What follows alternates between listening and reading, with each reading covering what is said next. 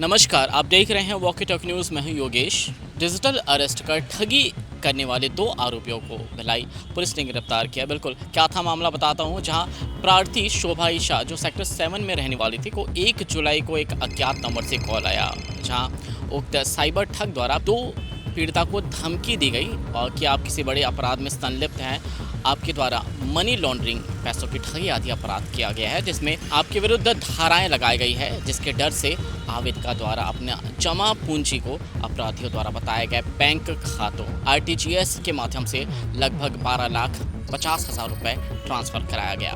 घटना की सूचना प्राप्त होने पर मामले को गंभीरता से लेते हुए विशेष टीम गठित कर मामले की जांच साइबर टीम को सौंपी गई।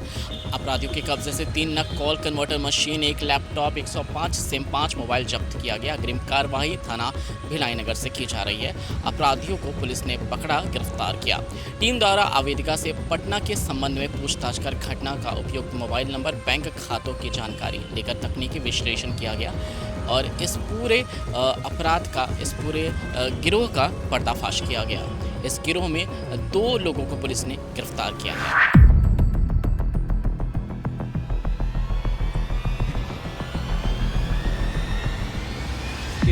सेक्टर 7 निवासी शोभा झा जो वृद्ध हैं, उनके द्वारा भिलाई नगर थाने में एक सूचना पत्र दर्ज कराई गई थी कि किसी अज्ञात कॉलर के द्वारा जो साइबर ठग था उसके द्वारा उनके मोबाइल पर कॉल किया जा करके और अपने आप को मुंबई क्राइम ब्रांच का अधिकारी और सीबीआई अधिकारी बताया जा करके और इनको डराया धमकाया गया और बताया गया कि इनके जो अकाउंट हैं उनका उपयोग मनी लॉन्ड्रिंग में हुआ है और उक्त अकाउंट में करोड़ों रुपए का ट्रांजैक्शन हुए हैं और उसमें इनके द्वारा जो इनके दस्तावेज हैं उनका उपयोग किया गया है।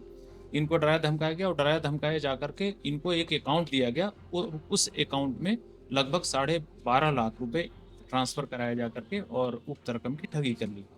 प्रकरण में अपराध कायम किया जा करके भिलाई नगर पुलिस और एसीसीयू की टीम के द्वारा संयुक्त रूप से जो तकनीकी पहलू थे उसका विश्लेषण किया गया।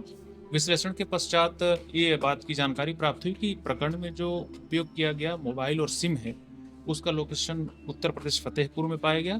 तत्काल यहाँ से टीम रवाना किया जा करके उत्तर प्रदेश फतेहपुर में इस साइबर ठगी में जो 2 मुख्य अभियुक्त थे उनकी गिरफ्तारी की गई है, जिनका नाम शहबाज उर्फ मोहम्मद फैजल है और दूसरा अनस खान उर्फ अनस खान है जो मूलतः फतेहपुर उत्तर प्रदेश का निवासी है। अनस खान और इन दोनों से पूछताछ करने पर अनस खान द्वारा बताया गया कि घटना में जो भी प्रयुक्त होते थे सिम, लगभग 105 सिम ये खरीद करके और उस घटना में उपयोग किया गया है।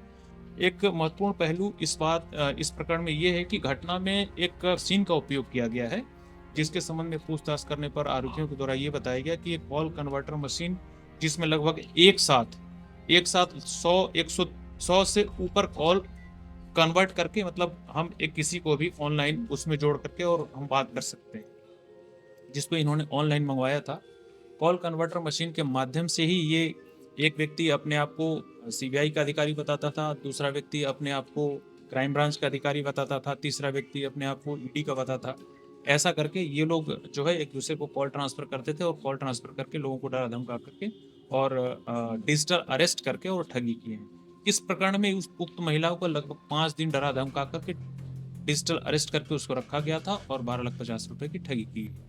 प्रकरण में दोनों अभियुक्तों को गिरफ्तार किया जाकर उनको पुलिस रिमांड में लिया गया है। उनसे विस्तृत पूछताछ की जा रही है। पूछताछ पश्चात और जो भी तथ्य आएंगे उसके हिसाब से और अन्य आरोपियों के विरुद्ध कार्रवाई की जाएगी। भिलाई जैसे शहर में और रायपुर दुर्ग शहर में ऐसे साइबर ठगी काफ़ी ज़्यादा बढ़ रही हैं, जहाँ अलग अलग तरीके से साइबर ठग जो है लोगों को अपने जाल में फंसाकर उनकी जमा पूंजी को साफ कर जाते हैं। इस वक्त ज़रूरत है भिलाई दुर्ग शहर को कि ऐसे ठगों से सावधान रहें, ताकि आपकी जमा पूंजी अच्छे काम में लगे, आपके काम में लगे, ना कि ऐसे साइबर ठगों की जेब में चली जाए। आप देख रहे हैं वॉकी टॉकी न्यूज़। नमस्कार।